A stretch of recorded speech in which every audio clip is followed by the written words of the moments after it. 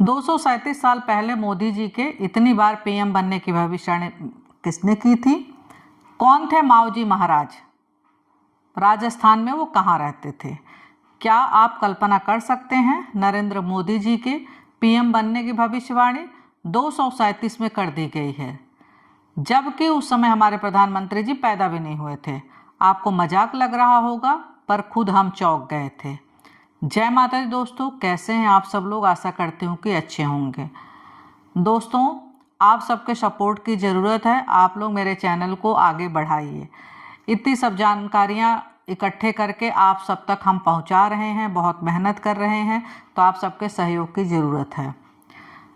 कोई इतने साल पहले कैसे भविष्यवाणी कर सकता है? पर जब हम बड़ी खोज किए और पढ़े, तब मैं भी बहुत आश्चर्यचकित रह गई। वह संत राजस्थान के माओ जी ने की थी।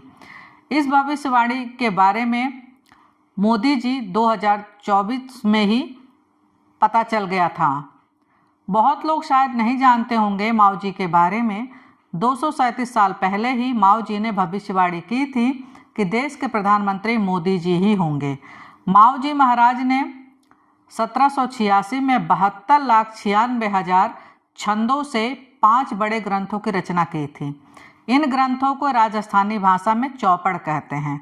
उन्होंने पहले ही बता दिया था कि हवा से लोगों की बात होने की भविष्यवाणी की थी, जो फ़ोन का रूप ले लिया है इस समय। उन्होंने बागड़ी भाषा में लिखा था कि धरती तप कर तांबे के रंग की हो जाएगी, जो अब शुरू हो चुकी है। वो आप लोग स्वयं देख रहे हैं। भारत की राजनीति पर भी माओ जी ने भविष्यवाणी की थी, जो नरेंद्र मोदी जी पर एकदम फिट बैठती है। नरेंद्र मोदी जी माओ जी महाराज के प्रति असीम आस्था थी। वो कई वर्षों से माओ जी महाराज के धाम बाड़ेश्वर जा रहे हैं। मोदी जी गुजरात के प्रचार प्रसार के लिए 2014 में बाड़ेश्वर धाम गए थे। वहाँ उन्होंने माओ जी महाराज की 237 पुराने ग्रंथ को देखा। तब मोदी जी को जानकर हैरानी हुई थी कि उनके बारे में भी भविष्यवाणी थी। नरेंद्र मोदी जी ने वो बात नोट कर ली थी। चुनाव के प्रचार प्रसार में यह बात बताई। आज जो भी सुनेगा हैरान हो जाएगा कि कोई कैसे ऐसे भविष्यवाणी कर सकता है। उन्होंने लिखा था कि गुजरात में डंका बजेगा, और उन्होंने कहा था कि जात धर्म पास आएगा, दिल्ली में दिया जलेगा, और गुजरात से मोदी जी निकलकर दिल्ली आ गए और दिया भी जलाए। नरेंद्र मोदी जी के गुजरात को लेकर दिल्ली में सत्ता स्थापित किया।